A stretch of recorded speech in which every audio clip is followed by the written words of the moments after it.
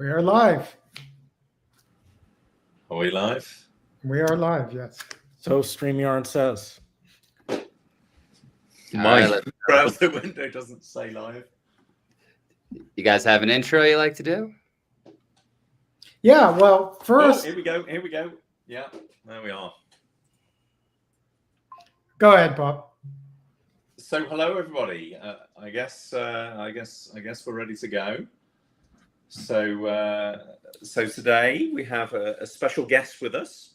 It's the first time that you and I have met, Brian, but you are very familiar to all of my colleagues here as an ex block appser. Yeah, my first crypto X. You're never an ex-block appser. You're always like part of Team Block Appser. The alumni network. Yes, exactly.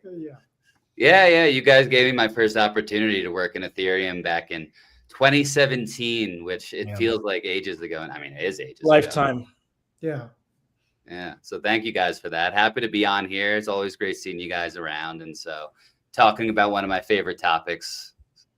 Welcome. So welcome back. Would you like to introduce yourself and talk a little bit about what Pistachio is? Yeah, sure. Start there. So Brian Smocovich, bsmokes.eth on Twitter.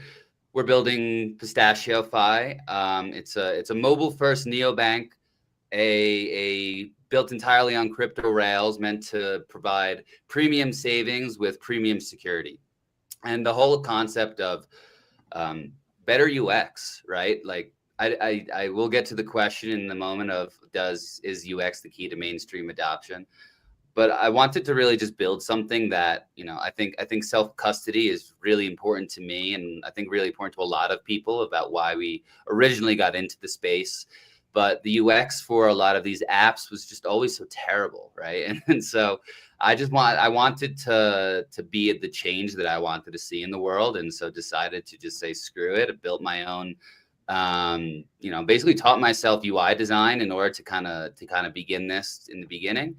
And then built it literally by willing Pistachio into existence, and many iterations of building the app. And now we're at a point where I feel very blessed that we've been, publicly recognized by many Ethereum talking heads in the sense of being recognized for our UX and what we've been designing and doing and building and doing things in a way to just bring more people on chain. I see that the number you said was 18 versions in 5 months. Oh, we've pushed out several beyond since that tweet. Probably at least 3 or 4. So that we ship a lot. We ship and it's a lot of just talking to users and finding what's broken, what's wrong.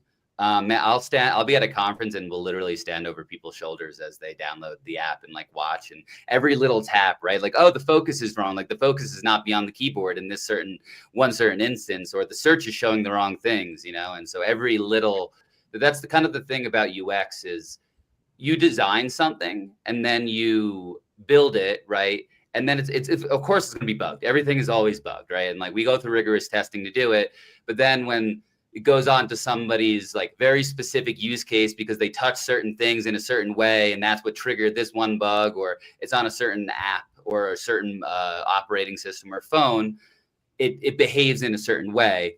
And then also when you get to see the person use it, you're like, oh, there's a big button there, right? They're going to press it. And then they don't press it. And you're like, why did they not press the very clear call to action that I made?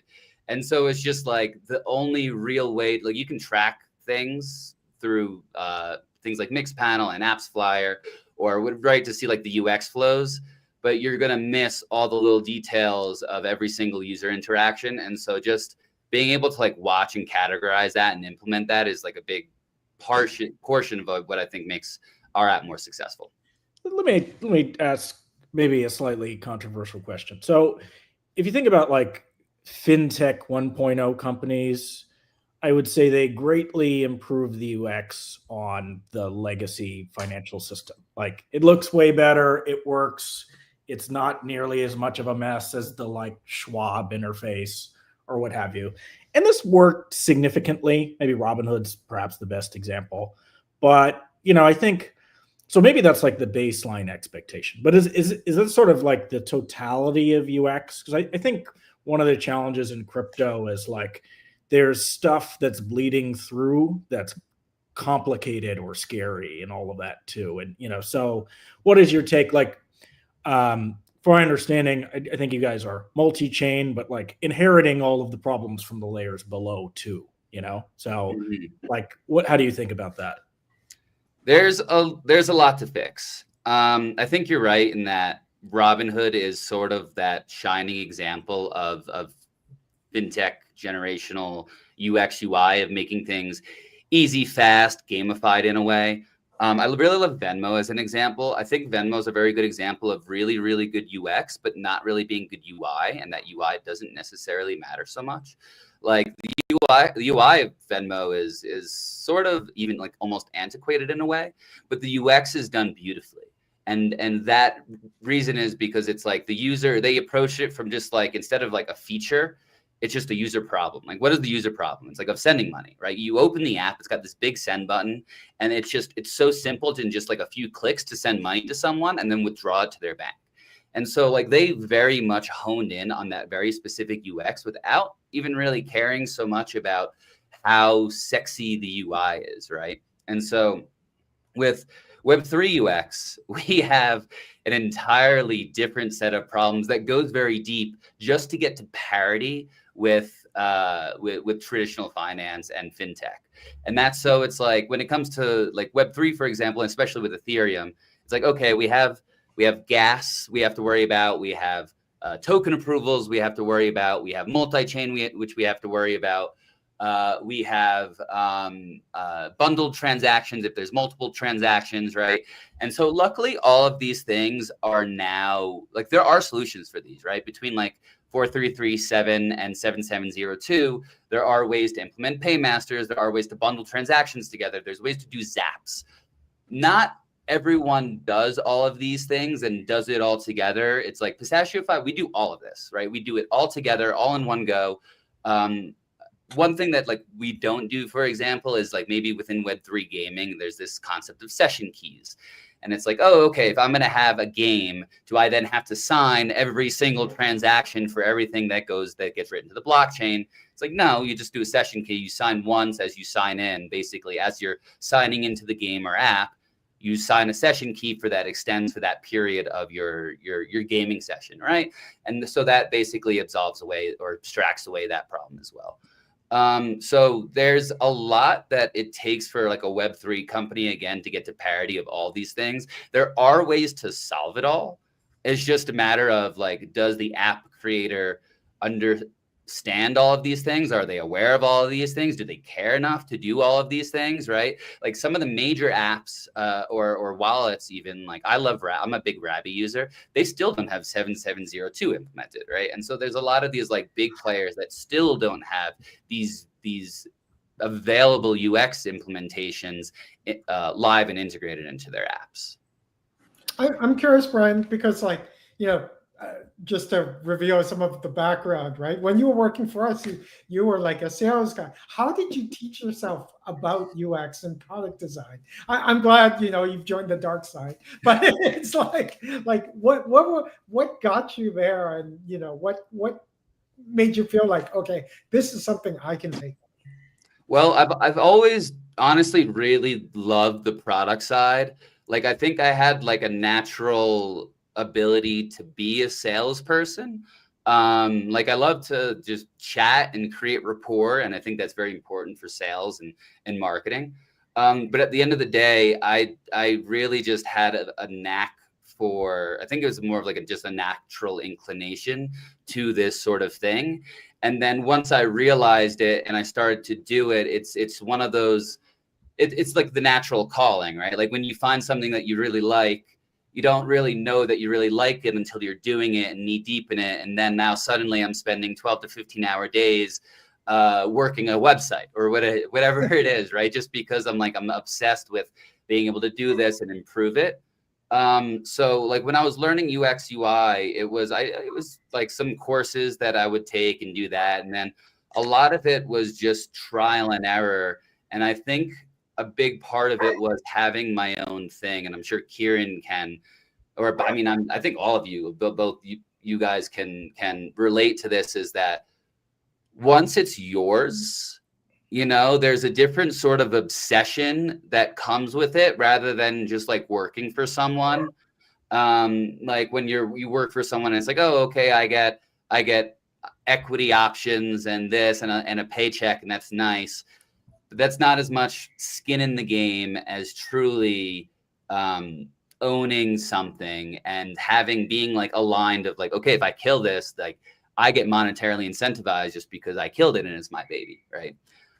So I think that sort of shines a lot in being like a founder and in growing your own application. And then it's just like I have like an obsession with it, to be honest. Like I have an obsession of talking to users and understand what makes it better, and just like the perfectionist in me of seeing something wrong and needing to smooth it over, right? And so I think all of that has just like aggregated to and led me to where I am today. And yeah, I mean, one of the benefits of being in the space so long is we've gotten a chance to work with some great people, and we could always see that you had that sort of entrepreneurial spirit. It's interesting that it's come out in this. I think one though challenging thing about UX for people that come from pure sort of technical backgrounds is the ability to listen when people say, "Hey, this is wrong," or "I don't understand this." Like that seems to be a big hurdle that a lot of truly technical people just can't get over sometimes. And it comes down to, which I think maybe makes it hard sometimes for technical people to get into this as well, is that I say like UX is just empathy, just like brought to life. Because at the end of the day, it's like you very, very much need to just be able to put yourself in your user's shoes and to empathize with, oh, okay, like this isn't good enough because they're being frustrated, which should frustrate you, right? Like if it's going to piss them off, it should piss you off that it's not good enough. Because like if you don't have that empathy, if you don't have that ability to like also be frustrated, then you're not going to care enough to fix it, right? It's like you should be pissed. If a user is going to be pissed, you should be pissed. Yeah, Let me ask you 100%. Who do you see your target user as? And I guess, I mean, there's full on normies, there's crypto natives, I also like interested in like age ranges and all that sort of thing. Cause I think maybe both of us, but it's like, it's hard to define exactly like the bucket. Like they probably are crypto friendly, but maybe, anyway. We are normie friendly. Like if you want to invite your I want to say your parents, but your dad's a bit I think beyond the rest of us when it comes to being crypto native.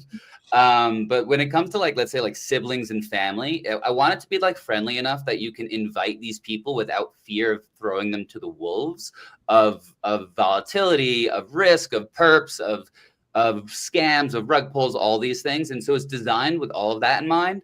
But really my ideal customer is probably between the ages of like 25 to 55 that are crypto inclined, that probably have been in crypto for some time, that have large amounts of funds on chain, that want to be able to not need to offboard crypto into the bank, that want to have a sort of high quality, self-custodial, high security, but highly convenient mechanism within their pocket that values convenience, that values security, but that also values privacy, and that has the ability then to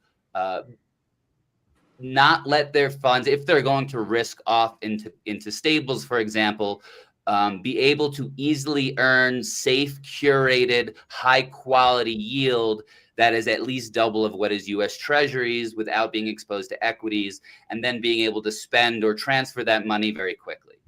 And so that's sort of like through just talking to a lot of people seems to be the very like bread and butter of people that I think would work very well, of like a customer user base of people who can at least put 5 figures into my app, preferably at least 50 grand into the 6 figures, that would also trust Pistachio's security mechanism because of the amount of due diligence and effort that we've put into our system to protect our users, to trust that as well. But also, if you want to like invite your friends, your family, to make it easy just to get on chain, this is the easiest way, right? So why do you think the UX has been so bad in Web3 for so long? I think it's a large disconnect of people building and people talking to users. Especially a lot of like, I talk to a lot of founders. I love to talk to founders. I meet so many people. Like, one of the coolest parts about being a founder is just sort of like, and that natural like BD aspect is just like, I meet so many people and like about what they're building. And very frequently I'm asked to basically audit people's UX UIs, just give feedback. And I think a big part of what people build is they build because people want to build an MVP. They want to build fast. They want to build something. And it's like, it's a hard chicken and the egg problem of like, how do I talk to users if I don't have anything for them to use, right? Like if I don't have an MVP, if I don't have these. And so people then build in this direction of, okay, well, I'm just going to build a product and then I'm going to get users, right? And so realistically, what they want to do is they should be like building the product, but as you're building it, you want to talk to potential users. You want to talk to people who you think this problem is solving, right? Because it's not just, you shouldn't just be building an app or like a feature set. Again, you need to build to solve for a problem. And so like when you're building to solve for that specific problem, you really need to go to your friends and be like, or people, I mean, first your friends, because they're just the most likely to give you help. And it's like, do any of you have this problem? Like find friends who have this problem. If you don't, it's not necessarily a red flag, but you do have to keep going out there and find people who have this problem. And then if you go out and you don't find people who have this problem, eventually you're not solving a problem, right? Like you're creating a solution in search of a problem instead of actually like finding people who would be willing to like test out what you're doing and then show them the earliest iterations, right? And so figuring out that of, is this confusing? Is this good? Is this bad? Is this specific UX really actually solving the core problem that we set out to solve at the end of the day? Luckily, I think a lot of builders these days set out to create companies specifically because they encountered problems in their earlier careers or usages, right? Of that. Let's say you work in like a B2B company, or you're creating maybe you're a founder for a company, and you're like, dude, this is such a pain in my butt, right? That this one like particular thing, they go on to create a company that goes to solve that problem, right? It's like they're dog fooding that own pain. Same thing with B2C, and kind of like I love to use crypto and be on chain and love all of these different apps and trying all of these things, and that's what led me to where I am with creating what like, right? Because I would dog food all of these apps essentially and just be like, okay, well, this isn't good enough. This isn't good enough. And so I think that's sort of the main reason that creators or app builders, I think they maybe try to create something for maybe to be cool or to out of vanity even, or potentially to trace a trend because they see, this is where all the money's going, right? Like if people are chasing perps right now, like how many thousands of different perps companies are there that are trying to like go out and get money. Also because people, for better or for worse, they try to chase that trend because they see that's where like the VC money is flowing to. And they say, oh, if I can get on that VC train, then I can get the money to build this, right? And like chase that trend, that maybe that's the hot narrative that everyone's investing in. And so there's like they're getting pulled in all these different directions instead of going really back to the core of what problem do I want to solve? Yeah, I mean, my kind of theory, and one of the challenges Web3 has had is that, in the first phase of Web3, really we're just trying to solve technical problems, right? Like make it work at all. And the people who did those things kind of succeeded to a extent. And then, but those people that can solve like those super hard technical problems are not the kind of UX people that can kind of think like, oh, from a user perspective, really, right? They're thinking more about, okay, how do we solve that technical problem? And that's really where I think the shift has kind of happened. And, I think you've caught it at the right time. I think there's a lot more engineers these days too that are more savvy in that way, like towards design, like more like hybrid engineers who have that back end front end, I mean just full stack, right? Who then are now also intrigued in design and this because maybe they built their own thing from scratch and they were forced to, right? As opposed to just like a straight up back end engineer who's doing these things. One thing I'll say, I now code again occasionally because the AI has gotten so good. And if it has a template, like it's not so good at UX from scratch, but if it has something to work from, I'm like, no, just like generate a component like this and do this. And it usually gets it right within a couple times. So the iteration cycle is so much less painful than it used to be. Absolutely. And I found with my Web2 startups and my mobile startups that like, one of the reasons, I was like CTO of the first startups, and then I switched to product because I realized that like, hey, by turning step 3 into step 1, I could like 10x the usage overnight, right? So it's like that, but it's a totally different mode of thinking than, oh, how am I going to get the code out the door and get all of those things? Also, the infrastructure really didn't exist for a while. Like I remember vividly, like one time we were at the Block Apps office, and Vic, you said in the office, like mobile Web3 sucks. I remember. I don't even remember the day. I just remember you going on about it, and it was true for such a long period of time. Is that the infrastructure needed to basically bring Web3 to mobile didn't exist for the longest time. And this last like bear cycle of crypto, a lot of VC funding went to infrastructure. It's still not good enough, but that's fine. It's always improving. But the fact that a lot of infrastructure now exists that didn't exist back then, or even just libraries, right? Of people having SDKs that are compatible with React Native or just like native mobile languages, to make it easier for developers to just take that and go and build and integrate, because we need that. Like we can't build everything from scratch, dude. Like as much as I would love to have everything in house, especially being a mostly bootstrap company, is like, no, we need people to have like proper, they need to have like good docs, good SDKs, good APIs, like hardened stuff that we can just take and use, and that we don't have to like bash our heads against the wall trying to integrate it because it doesn't work. I kind of remember that conversation. I think one of my frustrations at the time was like talking to some of the Ethereum devs, and they were like, yeah, we have a mobile solution. We're going to run a node on your phone. And I was like, do you know, like battery life is important to me. I need a phone that can last through the day. This is where I started, remember?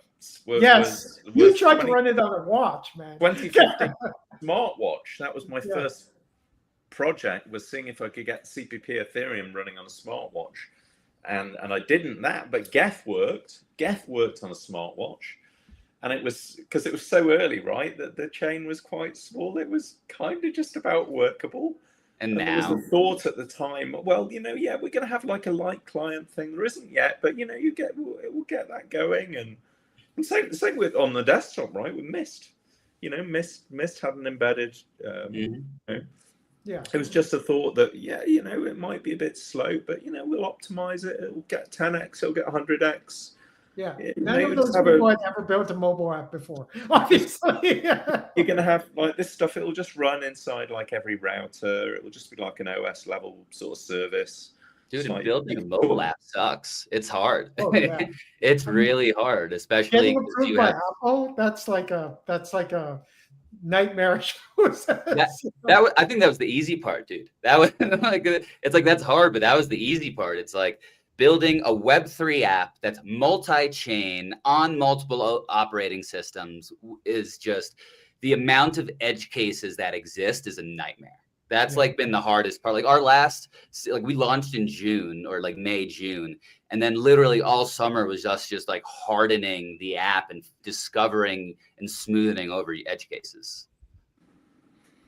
And I see you've just launched on Android as well. Congratulations. Thank you. Publicly, at least, we've been like, I'm a big soft launch guy. If you can, we're always probably soft releasing something ahead of time if you dig hard enough. But yeah, so Android took a while, like months longer than Apple, because it's much easier to develop on Apple, right? It's like everything's standardized, everything just works across every single device. On Android, it's like, okay, you have to worry about like optimizations going back far enough to like Android 12 to cover like 90% of use cases. 10% of the world still runs on Android 11 and below, which is almost absurd. And then if you're doing that, you also have to worry about hardware optimizations, right? To make sure that the app itself is lightweight enough to work on like very like base level Android devices, right? Because they cost very low, and most of the world has a lot of these just like really cheap devices. Okay, so you can't like bloat the app so much. It has to be optimized for that. And then the amount of like different like screen types and like getting like the edge-to-edge display to work via like React Native Expo was also not working very well. And so a lot of people that launch apps on different devices, right, they maybe don't use React Native Expo. Maybe they have like native to each device.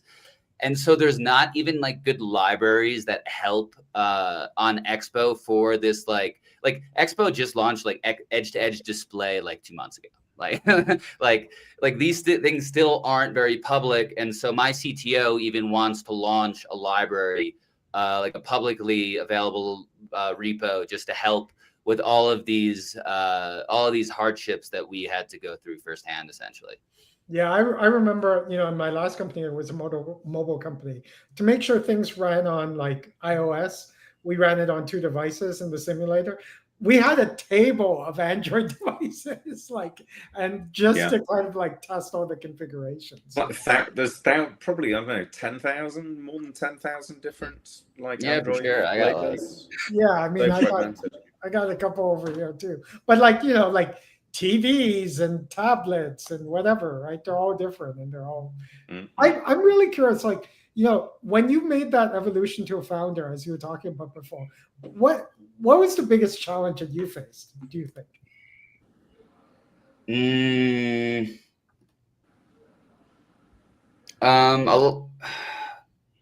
The biggest challenge, it evolves over time, right? Like as I level up as a founder, the challenges get bigger in a way.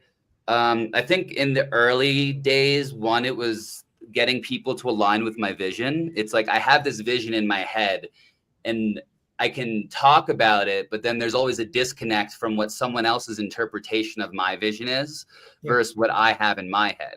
And so that's why I learned UX UI design, was so I can like literally just like put it into a Figma and show someone and be like, this is what I want, right? Like, this is how I foresee it. And so that was the first challenge. And then I got my CTO on board because he's like, I love this idea. Let's do it. So then we did that. And then the next challenge was the architecture, right? And so then the architectural solution of vendor selection, which I was talking to someone early today about this. Vendor selection's a nightmare. Like, I luckily already knew what chain I wanted to work on and and how I wanted to be like multi-chain. So that was good. And then it's like, okay, so now to be like a robust multi-chain application, this is pretty cutting edge technology, especially if I want to use like account abstraction and smart accounts. Like very few people are started working on this, especially in the mobile era. And so like the infrastructure available to us at the time was fairly limited. And then it's like, okay, we have to worry about like key storage and how do we do recovery and how do we keep people safe? And like, these are all the different vendors, like for every different, there's a different decision for a different vendor at each part of the stack. And being able to basically understand Web3 deep enough to understand the trade-offs of each different vendor and what they bring. And okay, well, what's the price? Because we're unfunded, right? So I have to make sure it works within my realm of my budget, while also being able to make sure it's like scalable in the long term. If we do go into this thing, and then how do we do things to be modular? Do we do things to go like purely vertical stack? Does that lock us in as a vendor? Do we want to be more modular? And then we've had moments where we've had to just rip vendors out of our stack because they're not performant enough. They're not elite enough, And so by removing them and upgrading whatever we had, which sets us back in delivery time, right? So, which took us a lot longer to build this stuff, especially as like literally a 2-person team for the longest time. We just hired our second full-time engineer last month.